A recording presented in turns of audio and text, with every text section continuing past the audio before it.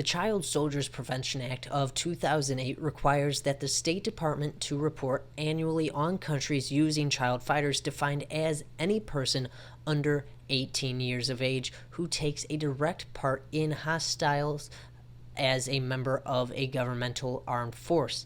Now, foreign militaries on the list cannot receive United States aid, however, training, and weapons unless the president issues full or partial waivers of those sanctions based on national interest.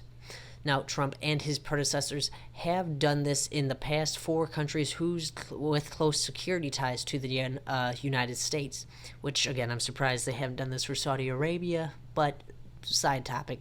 This is reprehensible, said United Senator Bob Menendez, the top Democrat on the Senate Foreign Relations Committee, said in a post on Twitter, stating, "Is there no limit to what the Trump administration is willing to do to cover up for Saudi Arabia's human rights abuses and for the violations of international laws and norms?"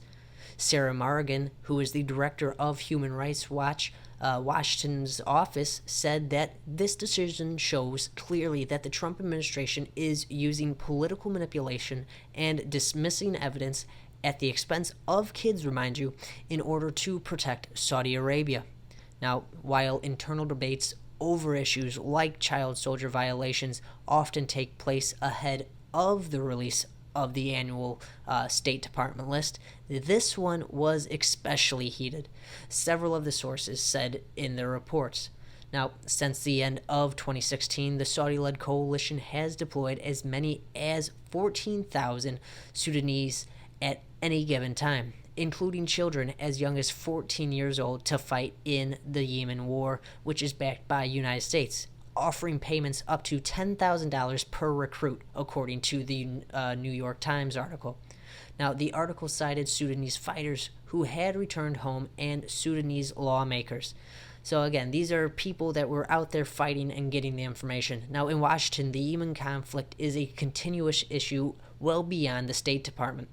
Republican and Democratic lawmakers citing evidence of Saudi Crown Prince Mohammed bin Salman's role in the 2018 killing of Saudi journalist Jamal Khashoggi, and angered by the civilian toll from the Saudi-led air campaign in Yemen, have ramped up efforts to block Trump's multi-billion-dollar arms deals to Saudi Arabia. Congressman Tom Malowski and Ted Lieu organized a letter to Pompeo from more than a dozen lawmakers back in March that said they were gravely concerned by the credible reports of the Saudi-led coalition deploying Sudanese children to fight in Yemen. Now, they also called for the United States to open up an investigation, including whether they had been armed with United States-made weapons, and also asked for an inquiry into credible evidence of Houthi forces forcibly conscripting minors into combat for them. So again, this is just continued on from the last article I was talking about, how we are, again, just turning a blind eye to what Saudi Arabia is doing. We don't care if they're using child soldiers. We don't care if they're using our own weapons to fight arming terrorists. What's our foreign policy again? We don't know what it is. We say we're fighting a war on terror while we're also selling weapons to the main people who are arming terrorists in the region, and we're calling them our allies. How are they our allies when they're arming our enemies? Again, just common sense here, but we're all out of stuff to say. We can't think of it anymore because the stuff that's happening shouldn't be happening.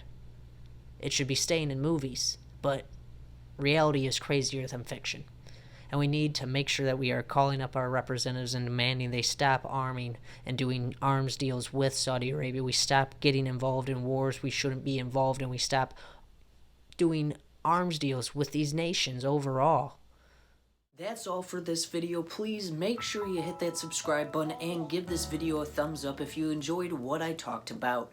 Now, if you'd like to support the show, well, just remember you can visit the Patreon link below in the description and become a $3 or $5 monthly donor to the channel. Thanks for watching this video, and as always, this has been your Daily Ember.